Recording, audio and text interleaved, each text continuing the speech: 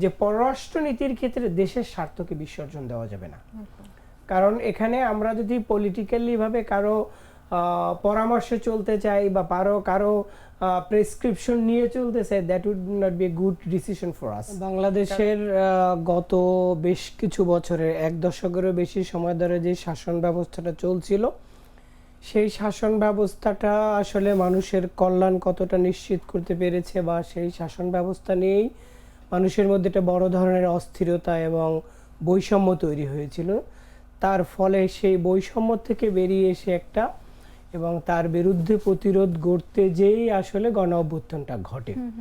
তো গণ অভ্যুত্থান ঘটার ফলে যেটা হলো যে তৎকালীন সরকারের পতন হলো এবং তারপরে হলো একটা অন্তর্বর্তীকালীন সরকার গঠিত হলো। তো অন্তর্বর্তীকালীন সরকার গঠিত হওয়ার ফলে তারাও কিন্তু উত্তরাধিকার সূত্রে একটা অর্থনৈতিক একটা অবস্থা পেয়েছে। তো সেইখানে যদি আপনি দেখেন, সেখানে বড় একটা চ্যালেঞ্জ ছিল যে আমাদের যে ব্যাংকিং খাত, এটা একেবারে বাজে অবস্থায় ফেলে গেছে। তারা লক্ষ লক্ষ কোটি টাকা হলো পাচার হয়েছে এবং বিভিন্ন কোম্পানি তার রাজনৈতিক ছত্রছায়াকে ব্যবহার করে তারা বিভিন্ন ধরনের শেল কোম্পানির নামে তারা এরন করেছে। ফলে যেটা হয়েছে যে সামগ্রিক যে আর্থিক খাত, সেটা একটা ভঙ্গুর তো দূরের কথা, সেটা আসলে সব ধরনের যে সাপোর্ট দিতে হয় অর্থনীতিতে, সেখানে একটা বড় বাধার তৈরি করছে। তো ফলে এরপরে যখন নতুন অন্তর্বর্তীকালীন সরকার গঠন হয়, তারপরে তারা আসলে বেসিক্যালি অর্থনীতিকে চাঙ্গা করার যেই ধরনের উদ্যোগ নেওয়ার কথা, সেই উদ্যোগ কতটা নিতে পারছে এটা প্রশ্ন সাপেক্ষ একটা বিষয়। তার চেয়ে বরং তারা যেটা করছে যে যাতে ব্লিডিং থামানো যায় সেই কাজটা তারা করেছে। বাংলাদেশ ব্যাংকের পক্ষ থেকে তারা এক ধরনের অর্থ পাচার বন্ধ করেছে, কিছু কিছু জায়গায় যাতে আরো না নিয়ে যেতে পারে সেটা বন্ধ করছে এবং একটা নতুন শঙ্কা এবং মানুষের ভিতরে এক ধরনের অনিশ্চয়তা দেখা দেয় যে রাজনৈতিক পট পরিবর্তন, কিছুদিন সরকার ছিল না, তারপরে একটা নির্বাচিত সরকার ছিল। এই সব কিছুর ফলে যেটা দেখা গেছে যে মানুষ ব্যবসা বাণিজ্যের ক্ষেত্রে যে নতুন বিনিয়োগ করবে, সেই বিনিয়োগে তারা আসলে দেশি কিংবা বিদেশি কোনো ধরনের বিনিয়োগকারীরা আস্থা পায়নি। অন্যদিকে আমাদের কাছ থেকে যারা ইম্পোর্ট করে, আমাদের যে ট্রেড পার্টনার্স আছে গ্লোবালি, তারা যেটা করেছে, তারাও আসলে পরিস্থিতি অবজার্ভ করতে যে এটাকে এক ধরনের স্থবিরতার মধ্যে ফেলে দিয়েছে এবং তারা অন হোল্ড রেখেছে বিভিন্ন ব্যবসায়িক ডিল বা পণ্য নেওয়া। ফলে এইটা সামগ্রিক অর্থনীতি, যেটাকে ম্যাক্রো ইকোনমিক স্ট্যাবিলিটি বলা হয়, সেইটাকে আসলে নষ্ট করে দিয়েছে। এটার একটা মাল্টিপল ইফেক্ট পড়েছে আমাদের অর্থনীতিতে, যার কারণে কর্মসংস্থান বলেন, বিনিয়োগ বলেন, রপ্তানি বলেন, নতুন এর বাইরে যেও যেটা এক্সিস্টিং ব্যবসা, যেটাকে আসলে আমরা এক্সপানশন বলি, সেটাও হয় না। এর ফলে একদম টোটাল কার্যক্রমে একটা স্থবিরতা দেখা দিয়েছে। এখন এই সামগ্রিক বিষয়গুলো আসলে অর্থনৈতিক যে স্বস্তি বা অর্থনীতিতে যে একটা স্বাভাবিক অবস্থা বিরাজ করার কথা, সেইটা করেনি। গত 17 মাস অন্তর্বর্তীকালীন সরকার দেশ চালিয়েছেন, তারা চেষ্টা করেছেন তাদের সাধ্যমতো, কিন্তু মানুষের কনফিডেন্স যেটা ঘাটতি বা যেটা ক্ষয় হয়েছে, সেইটা পুনঃপ্রতিষ্ঠিত হয় না। ফলে এই নতুন যে নির্বাচনটা হলো, নির্বাচনের পরে এসে যারা ক্ষমতাটা নিচ্ছেন, তারা কোন প্রেক্ষাপটে নিচ্ছে দেখেন। আমরা যদি বলি, এখন আমাদের নির্বাচনের ফলাফল সবার কাছে প্রকাশিত এবং গেজেট আকারে প্রকাশিত, সে অনুযায়ী 2/3 বেশি সংখ্যাগরিষ্ঠতা পেয়েছে বিএনপি। তো এই প্রেক্ষাপটটা যদি আমি একটু বলি, সেখানে বলতে গেলে দেখবেন আপনি 17 বছর স্বেচ্ছা নির্বাসন যদি বলেন, সে জীবন কাটিয়ে তিনি আসলে দেশে ফিরলেন। দেশে ফেরার পরে 25 তারিখে ফিরলেন, 30 তারিখে দেখেন তার উপর এক ধরনের বড় ধরনের একটা শক চলে গেল যে তিনি তার মাতাকে হারালেন, যিনি বাংলাদেশের রাজনীতিতে আপসীন নেত্রী প্লাস 3 বারের নির্বাচিত প্রধানমন্ত্রী। তো এটা আসলে তার জন্য যেরকম একটা বড় শক ছিল, পুরা জাতিতেই রাজনৈতিক অঙ্গনে একটা পুরা বড় ধরনের সবার জন্য এটা শকিং নিউজ হয়। এই শকিং অবস্থায় তিনি যেখানে একটা স্বপ্ন নিয়ে দেশে ফিরেছিলেন যে উদ্ভূত পরিস্থিতিতে একটা স্বৈরতান্ত্রিক ব্যবস্থা বা এক নায়ক শাসন ব্যবস্থার পরিবর্তনের ফলে যে নতুন করে দেশ গঠনে তিনি মনোনিবেশ করবেন দল গুছিয়ে, কিন্তু সেখানে সেই শখটা কিন্তু তার জন্য একটা বাধা হয়ে দাঁড়াইলো। সেই বাধাটার থেকে উত্তরণ ঘটার যখন শুরু হবে তখনই সে শখটাকে আসলে তিনি কিভাবে অ্যাবজর্ব করবেন সেটা একটা বিষয় ছিল। যাই হোক, সে সেই শখটাকে কাটিয়ে কিন্তু আসলে দল গুছিয়ে কিছুটা যতটুকু সময় পেয়েছেন তার ভিতরে তার নেতৃত্বে নির্বাচন হলো এবং সে সংখ্যাগরিষ্ঠতার ভিত্তিতেই আপনি জানেন যে কাল মঙ্গলবারে মন্ত্রিসভা গঠন হচ্ছে, সেখানে শপথ নেবেন এবং স্বভাবত আমাদের দেশের নিয়ম অনুযায়ী তিনি প্রধানমন্ত্রী হচ্ছেন। তো তিনি কিন্তু উত্তরাধিকারী সূত্রেই একটা ভঙ্গুর অর্থনীতি পাচ্ছেন, যেটা আমরা দেখলাম যে এক তো অতীতের 15 বছরের শাসন ব্যবস্থার অপশাসন, অর্থনীতিতে লুটপাট, বিভিন্ন ধরনের অর্থ পাচার, দলীয়ভাবে বিবেচনা করে বিভিন্ন ধরনের সুযোগ সুবিধা প্রদানের ফলে তো সেইটা তার জন্য সবচাইতে বড় চ্যালেঞ্জিং হয়ে দাঁড়িয়েছে। এখন এই চ্যালেঞ্জগুলো কোথায় কোথায় রয়েছে, সেই চ্যালেঞ্জগুলো কিভাবে কাটিয়ে উঠবেন, এখানে একটা বিষয় কিন্তু না অর্থনীতিতে। ধরেন আপনি কর্মসংস্থান, বিনিয়োগ, রপ্তানি, সাধারণ মানুষের নিরাপত্তা নিশ্চিত করা, তারপরে আইন শৃঙ্খলা পরিস্থিতির উপরে একটা নিয়ন্ত্রণ আনা, আমাদের বৈদেশিক বন্ধু যারা আছেন, আমাদের যে গ্লোবাল ট্রেড পার্টনার্স রয়েছেন তাদের সাথে একটা সুসম্পর্ক বা যেই সম্পর্কটা কিছুদিনের জন্য হলে স্থমিত ছিল সেইটাকে পুনরুদ্ধার করাই কিন্তু তার জন্য সবচেয়ে বড় চ্যালেঞ্জ হবে। একদমই তাই। এবং এই যে যেমনটি বলছিলেন যে তার সামনে আসলে অনেক চ্যালেঞ্জ, আইন শৃঙ্খলা পুনঃপ্রতিষ্ঠান, বিনিয়োগ পুনরুজ্জীবিত এবং অর্থনৈতিক স্থিতিশীলতা নিশ্চিত করার জন্য আসলে নতুন সরকার কোন কোন ধরনের পদক্ষেপ নিতে পারে এবং এগুলোর সম্ভাব্য প্রভাব আসলে কি হতে পারে? আমি যদি বলি যে এই চ্যালেঞ্জগুলো আছে তার মধ্যে প্রথম যে চ্যালেঞ্জটা ধরেন মানুষের একটা নিরাপত্তাহীনতা সবার ভিতরে কাজ করছে, সেটা হচ্ছে ব্যবসায়ী বলেন বা সাধারণ মানুষ বলেন, সব শ্রেণীর মানুষের মধ্যে এক ধরনের নিরাপত্তাহীনতা, রাস্তায় বেরোনো বলেন, ঘরে অবস্থান বলেন, ব্যবসায়িক কার্যক্রম পরিচালনা। তো প্রথম যে কাজটা আসলে এই সরকারকে ক্ষমতায় বসার পরেই করতে হবে সেটা হলো আইন শৃঙ্খলা বাহিনীকে সুগঠিত দ্রুত সময়ের মধ্যে করে একটা মেসেজ থ্রো করা পাবলিকের কাছে, ব্যবসায়ীদের কাছে যে আমরা আমাদের এই কার্যক্রমগুলো নিয়েছি, আমরা এখন নির্বিঘ্নে আপনার রাস্তায় চলতে পারবেন, বাড়িতে থাকতে পারবেন, ব্যবসায়িক কাঠামো কার্যক্রম সব ঠিকঠাকভাবে চালাতে পারবেন। এটা তো গেল নিরাপত্তার আসপেক্টে। তারপরে যদি ব্যবসায়ের কথা বলেন, আমি কিছুগুলো কি ইন্ডিকেটরের কথা উল্লেখ করতে পারি।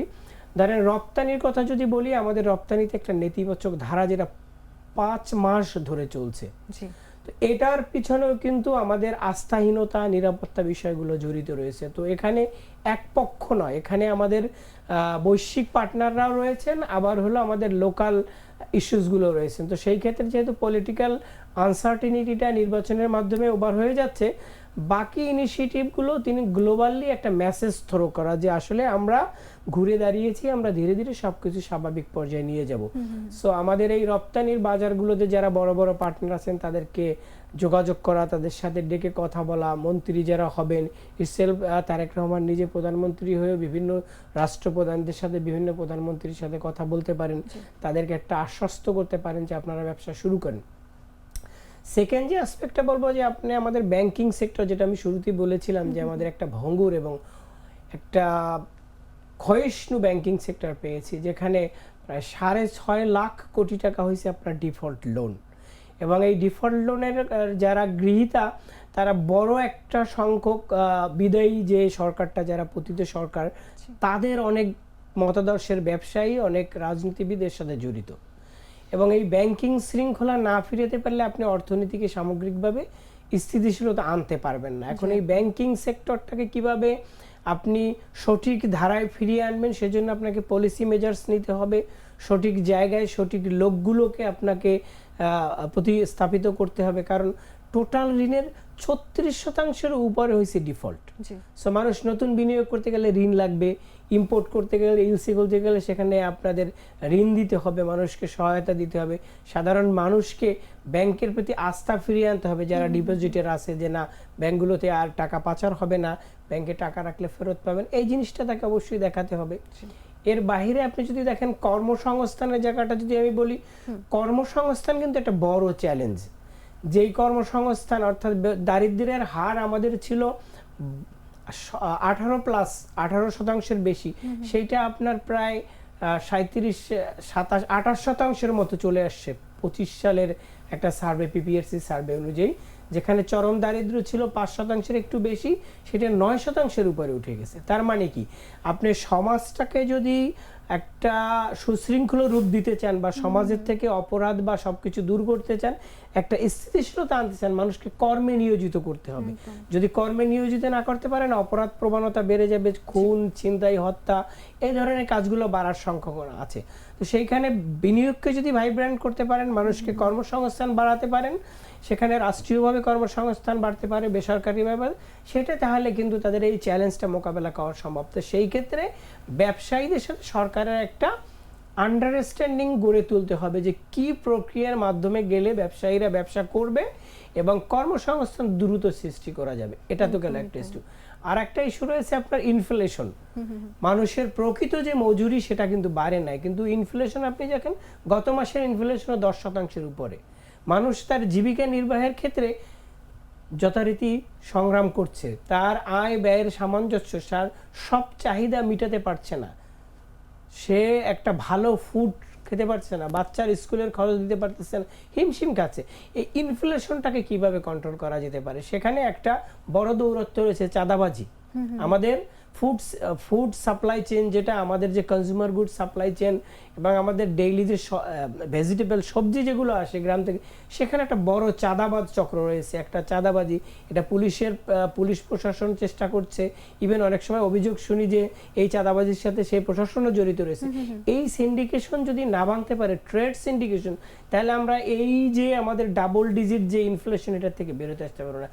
দ্রুত এই ল এনফোর্সিং এজেন্সি এবং ল অ্যান্ড অর্ডার সিচুয়েশন ঠিক করার সাথে সাথে এই সিন্ডিকেটকে ভেঙে দিতে হবে, যাতে মানুষের জীবন ব্যয় বা জীবনযাত্রার মানকে উন্নত করা যেতে পারে। এটা তো গেল।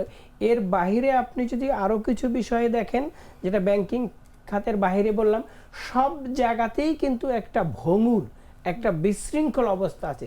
প্রত্যেকটা ক্রমান্বয়ে তাকে হলো আপনার ব্যবস্থা নিতে হবে, এবং সেই ব্যবস্থায় আমি বলবো, তিনি দীর্ঘদিন বাংলাদেশে ছিলেন না, কিন্তু বাইরে থাকার পরেও তিনি বাংলাদেশ ক্লোজলি মনিটর করেছেন।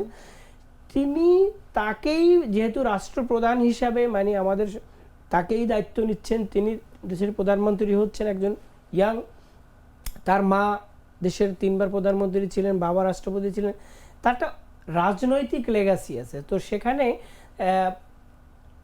সেই পদক্ষেপগুলোই তিনি নেবেন যেগুলো আসলে মানুষকে স্বস্তি দিবে। এই মানুষকে স্বস্তি দেওয়ার জায়গাগুলো যদি না দিতে পারে, তাহলে সামাজিক সৌহার্দ্য এবং সামাজিক যে স্থিতিশীলতা, এটা আনা খুবই কঠিন হবে। তো এই চ্যালেঞ্জগুলো ইমিডিয়েটলি মোকাবিলা করতে হবে এবং এখানে খুব শক্ত হাতে এবং সুপরিকল্পিত পদক্ষেপ নিতে হবে।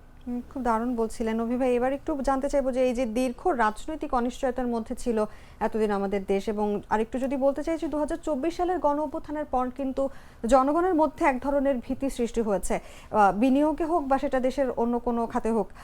এই যে দেশের অর্থনীতি ও সামাজিক স্থিতিশীলতাকে তো প্রভাবিত করেছে এই ধরনের ভীতি বা রাজনৈতিক অনিশ্চয়তা। সরকার কি আসলেই আস্থা ফেরাতে পারবে? না, আস্থা তো অবশ্যই ফিরাতে পারবে কিনা সেই প্রশ্নের আগে সরকারকে ফিরাতে হবে। তিনি জনগণের ম্যান্ডেট নিয়ে ক্ষমতায় আসছেন, জনগণ তাকে ভোট দিয়েছে, ল্যান্ডস্লাইড ভিক্টরি বলা হচ্ছে তাকে। 300 আসনের ভিতরে 2/3 বেশি আসন পেয়েছে। তো জনগণ যাকে ভোট দিয়েছে, জনগণ যাকে দেশ চালার দায়িত্ব দিছে, সে পারবে কিনা এই প্রশ্ন করার আগে আমি প্রশ্ন করব, তাকে এটা করতে হবে। যদি তিনি না করতে পারেন, তাহলে তো তাকে মানুষ ভালোবাসবে না, তাকে মানুষ ক্ষমতায় দেখতে চাবে না। আসলে ভরসার জায়গাটা, হ্যাঁ, ভরসাটা থাকবে না এবং মানুষ তাকে ক্ষমতায় দেখতেও চাবে না। মানুষের চাওয়াটা কি? সিম্পল চাওয়া। প্রথমেই আপনি যদি চিন্তা করেন, সে নিরাপদে হাঁটবে, তার চাকরি থাকবে, তার প্রতিদিনের যে দৈনন্দিন প্রয়োজন সেগুলো মেটানোর জন্য ব্যবস্থা থাকবে, এবং সে তার যে জায়গাগুলো আছে সেই জায়গাগুলোতে সে সঠিকভাবে প্রত্যেকটা ক্ষেত্রে স্টেপ বাই স্টেপ পদক্ষেপ নেবেন। এই পদক্ষেপগুলো যদি সে নিতে পারে, তাহলে কেন? আর এটা এমন কোনো জিনিস না বা কোনো রকেট সায়েন্স না যে এটা সম্ভব না। আপনি যদি সিন্ডিকেট ভেঙে দেন, পণ্যের দাম কমে আসবে। আপনি যদি বিনিয়োগের যে বাধাগুলো দূর করে দেন, তাহলে বিনিয়োগ বাড়বে। বিনিয়োগ বাড়লে তো কর্মসংস্থান বাড়বে। তো কর্মসংস্থান বাড়লে তো মানুষ, বেকার মানুষের মধ্যেই তো হলো আর সমস্যা থাকে। সে যখন কোনো কাজ থাকে না, তখন সে অকাজ করে। তখন তার মাথায় খারাপ চিন্তা আসে। কর্মে নিয়োজিত থাকলে সেই লোকটা তো কখনো অপরাধ করবে না, সেই জায়গায় চিন্তা করতে হবে। আর একটা জিনিস রয়ে গেছে যেটা লং টার্মও নয়, অল্প সময়ের মধ্যে সেটাতেও মনোনিবেশ করতে হবে। আমি যে জিনিসটা বলতে চাচ্ছি যে ২৬ সালের মধ্যে আমরা কিন্তু আমাদের এলডিসি গ্রাজুয়েশন হবে। তো সেই এলডিসি গ্রাজুয়েশন কিন্তু আমাদের রপ্তানির ক্ষেত্রে একটা বড় প্রভাব রাখতে পারে। সেটা হলো যে আমরা ট্যারিফ যেটা এখন duty free market access enjoy করি বিভিন্ন মার্কেটসে, সেই জায়গায় আমাদের একটা বড় প্রভাব হবে, যেটা আমাদের রপ্তানিতে প্রভাব ফেলতে পারে। আর রপ্তানিতে প্রভাব ফেলা মানে আমাদের কর্মসংস্থানের প্রভাব ফেলা। এই জিনিসটা আসলে ২৬ সালের মধ্যে গিয়ে আমরা আসলে উত্তীর্ণ হব নাকি আমরা পিছিয়ে যাব, পিছিয়ে যাওয়ার জন্য অ্যাপ্লাই করব, এই বিষয়টা দ্রুত একটা সমাধান করতে হবে। কারণ সরকারের হাতে খুব বেশি সময় থাকবে না, ক্ষমতা নেওয়ার পরে তাদের অনেকগুলো কাজ রয়েছে। সেই জায়গায় ব্যবসায়ীদের সাথে আরও একটা বিষয় রয়ে গেছে। দেখেন, এই মানুষ যে এই আন্দোলনের ফলে আজকের এই সরকার, আজকের এই নির্বাচনটা হলো, সেখানে কিন্তু মানুষের তুষ্টিটাই এবং মানুষের চাওয়া পাওয়ারগুলোর প্রতিফলন দেখতে চাবে। এই যে ফেব্রুয়ারির মাঝখানে চলে আসি, দায়িত্ব হস্তান্তর হতে হতে মার্চ চলে আসবে, তো তারপরেই দেখা যাবে জুন মাসে এসে তাদেরকে আরেকটা নতুন বাজেট দিতে হবে। ৬ লাখ ৭ লাখ কোটি টাকার একটা বাজেট গত ভরে গিয়েছে, কিন্তু গত বছরের বাজেট আসলে কতটা মানুষের প্রত্যাশা পূরণ করতে পারছে সেটা মানুষ মনে রাখবে। আবার যেহেতু একটা নির্বাচিত সরকার, এখানে মানুষ তার যে বৈষম্য এবং তার যে প্রয়োজনগুলো যেগুলো অতীতে পায়নি সেগুলোর রিফ্লেকশন দেখতে চায়। সেই বাজেটের যে রিফ্লেকশন দেখতে চায় সেটার জন্য তাকে ফান্ড মোবিলাইজ করতে হবে, রেভিনিউ জেনারেট করতে হবে। তো রেভিনিউ জেনারেট করতে গেলে আপনি যদি দেখেন যেখানে ২ লাখ ২ লাখ কোটি টাকার উপরে রেভিনিউ কালেকশনের টার্গেট রয়েছে, তার এগেইনস্টে আমাদের প্রায় ৫০ লক্ষ কোটি টাকা এখন পর্যন্ত এই চলতি সময়ের মধ্যে ডেফিসিট রয়ে গেছে। এইটা কিভাবে সে করবে? তো ডিজিটাইজেশন ইন্ট্রোডিউস করতে হবে, যেই সংস্কারগুলো আনছে সেটা আনতে হবে, ব্যবসাকে গতি দিতে হবে। ব্যবসা যত বাড়বে আমার রেভিনিউ তত বাড়বে। যদি আমি এই রেভিনিউ জেনারেশন বাড়াতে না পারি বা আমার শৃঙ্খলার মধ্যে রেখে আমি কর না বাড়াতে পারি তাহলে হবে না। সেক্ষেত্রে আরেকটা জিনিস খেয়াল রাখতে হবে যে ব্যক্তি খাতে প্রত্যক্ষ কর যেটা, সেইটা বাড়িয়ে শুধু যদি করা হয় মানুষের উপর প্রভাব পড়ে, সেটা দিয়ে কিন্তু সম্ভব না। প্রত্যক্ষ পরোক্ষ কর ইনস্টিটিউশনালাইজেশন করার মাধ্যমে আরো কিভাবে বাড়ানো যায়, কর জাল কিভাবে বাড়ানো যায়, এইসব বিষয়গুলোতে সাইমultaneously দিতে হবে, মানে মনোনিবেশ করতে হবে। তা না হলে আপনি ৭ লক্ষ বা ৮ লক্ষ কোটি টাকার বাজেট যদি আপনি ফান্ড করতে গিয়ে পাবেন, সরকারের বৈদেশিক সহায়তা প্লাস বিভিন্ন ধরনের যে ফান্ড আমরা পাই, বিভিন্ন প্রজেক্টের কাজ করি, সেই কাজগুলোকে দ্রুততার সাথে সমাধান করতে হবে। সমাধান বলতে আমি বলছি কমপ্লিশনে যেতে হবে। যেইগুলো অন দ্য ওয়ে আছে, প্রোগ্রেস আছে, সেগুলো শেষ করলে আমরা ফান্ডগুলো রিলিজ করতে পারবো। আমাদের যে রিজার্ভ আছে সেই রিজার্ভে আমরা কতটুকু টিকতে পারবো সেটা বুঝতে হবে। আপনাকে ইম্পোর্টের দিকে তাকাতে হবে। ইম্পোর্ট যদি ভাইব্রেন্ট না হয় তাহলে আমার লোকাল ম্যানুফ্যাকচারিং ইন্ডাস্ট্রি গ্রো করবে না, লোকাল যে ডিমান্ড সেটা আমরা মিট করতে পারবো না। সো অনেকগুলোই অ্যাসপেক্ট আছে। আপনি শুধুমাত্র এক সাইড থেকে যদি কাজ করে তাহলে হবে না। আর ওনাকে বুঝতেই হবে ওনার প্রতি, অর্থাৎ এই নতুন সরকারটার প্রতি মানুষের প্রত্যাশাটা কিন্তু অনেক বড়। কারণ একটা অভ্যুত্থান এবং একটা অপ্রত্যাশিত শাসন যেটা মানুষের কল্যাণ নিশ্চিত করতে পারে না, সেটার মধ্য দিয়ে যখন একটা পরিবর্তন আসছে, স্বাভাবিকভাবেই কিন্তু তারেক রহমান বলেন বা নতুন সরকার বলেন, তার প্রতি কিন্তু একটা প্রত্যাশা তৈরি হয়েছে। সেই প্রত্যাশার জায়গায় যদি ঘাটতি হয় তাহলে কিন্তু পাবলিক যে পারসেপশন, পাবলিকের যে আস্থা, সেটা তিনি হারাতে পারেন। সেই জন্য প্রত্যেকটা জায়গায় নতুন মন্ত্রী পরিষদের জায়গায় নতুন লোক নিয়োগ দিয়ে এই সমস্যাগুলো দ্রুত সমাধানের জন্য অবশ্যই তাকে পদক্ষেপ নিতে হবে। একদমই তাই। এবং ওইভাবে আরেকটু যদি বলি যে সরকারের কূটনৈতিক নীতি ও আন্তর্জাতিক যে সম্পর্ক, এটা পুনর্গঠন করাটা আসলে কতটা গুরুত্বপূর্ণ এবং এটি দেশের অভ্যন্তরীণ অর্থনৈতিক ও সামাজিক চ্যালেঞ্জ মোকাবিলায় কিভাবে সহায়তা করতে পারে বলে আপনি মনে করেন? এখন হলো আমরা একটা গ্লোবাল ভিলেজ হিসেবে কল্পনা করি সারা পৃথিবীতে। সো এখানে আমরা সেই সামন্ততা থেকে উঠে এসে আমরা এখন চলি একে অন্যের প্রতি কিন্তু নির্ভরশীল। আমি একটা জিনিস, আমার ম্যান পাওয়ার আছে, আমি সো এটাকে দিয়ে আমি একটা পণ্য তৈরি করতে পারি, কিন্তু এটা যে ইনগ্রিডিয়েন্ট বা র মেটেরিয়ালসটাকে, সেটা কিন্তু আমার কাছে নেই। তার মানে কি আমি তার অন্য একজনের উপরে নির্ভরশীল। আবার অন্য একটা দেশ, উন্নত দেশ, তারা নিজেদের লোক নাই, তারা আমাদের কাছ থেকে পণ্যটা তৈরি করে নিচ্ছেন। আমরা কিন্তু পরস্পরের সাথে কানেক্টেড, ইন্টারকানেক্টেড। তো পররাষ্ট্রনীতিটা আসলে কি? পররাষ্ট্রনীতি হলো আপনার সাথে আমার ট্রেড রিলেশনটা কি হবে, আমার পলিটিক্যাল রিলেশনটা কি হবে, রিজিওনাল আসপেক্টে আমরা কিভাবে একত্রে থাকতে পারি, প্রতিবেশী দেশের সাথে আমরা কিভাবে আমাদের সম্পর্ক মেনটেন করতে পারি, সেখানে আমি কিভাবে লাভবান হতে পারি, এই জিনিসগুলো।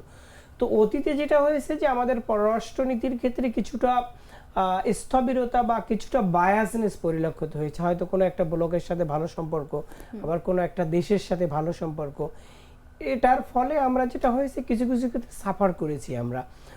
ধরেন আমরা ইন্ডিয়া বলেন বা কোনো একটা স্পেসিফিক দেশ বলেন, সেখান থেকে আমরা একটা পণ্য আনতাম, সেখানে আমাদের কিছু নমনীয় নীতির কারণে তাদের কাছে আমরা অনেক সময় সংকটে পড়ে যেতাম, অথবা বেশি ট্যাক্স দিতে হয়েছে, অথবা সাপ্লাই চেইন ব্যাহত হয়েছে। তো সেই ক্ষেত্রে আমি বলবো যে পররাষ্ট্রনীতিটা এমনভাবে সাজাতে হবে যাতে আমাদের যেই যেই জায়গাগুলোতে সমস্যা আছে, আমাদের ফান্ড দরকার আছে এখন, যেহেতু আমরা গত 2 বছর আসলে ওইভাবে অর্থনৈতিক কার্যক্রম ভালো ছিল না, আমাদের প্রচুর পরিমাণে টাকা বিদেশে পাচার হয়ে চলে গেছে।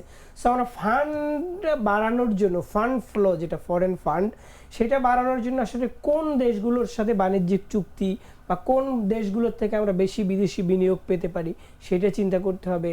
কারা আমাদেরকে স্বল্প সুদে, আমাদের যদি ঋণ প্রয়োজন হয় ঋণ দেবে, সেখানে বাড়তে হবে।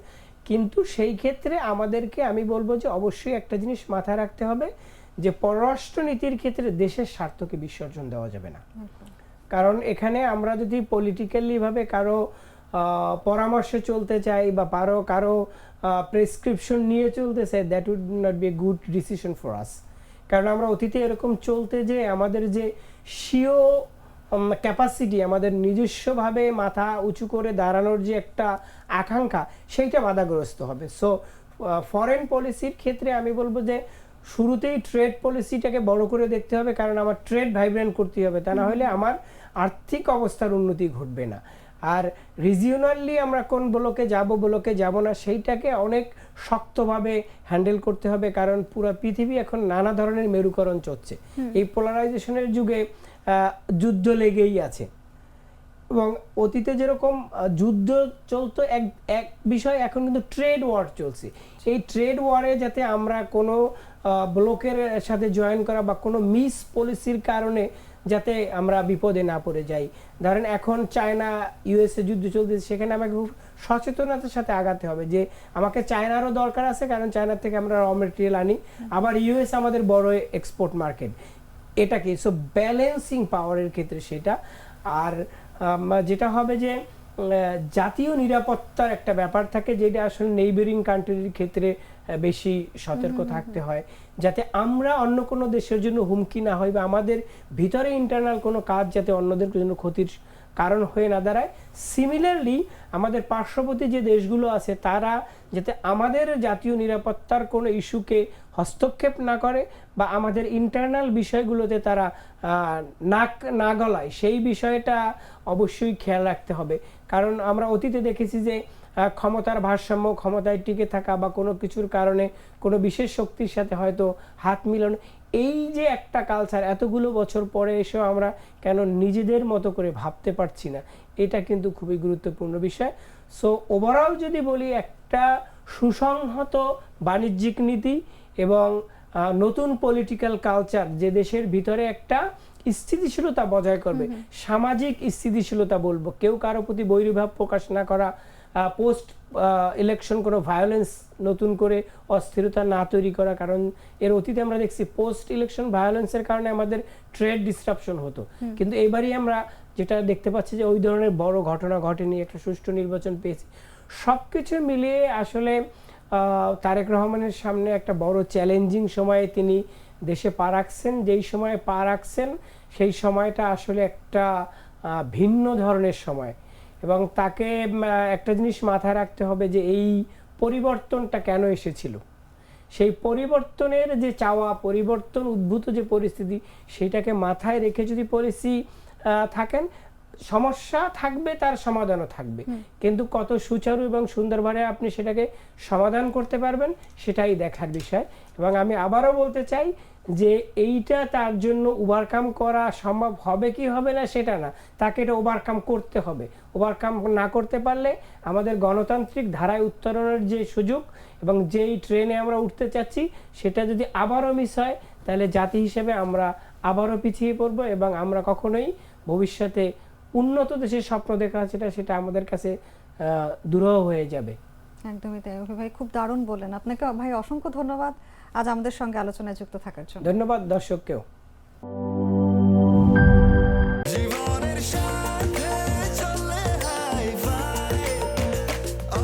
স্বাস্থ্যকর অল টাইম, সব সময় অল টাইম হেলদি লাইফ।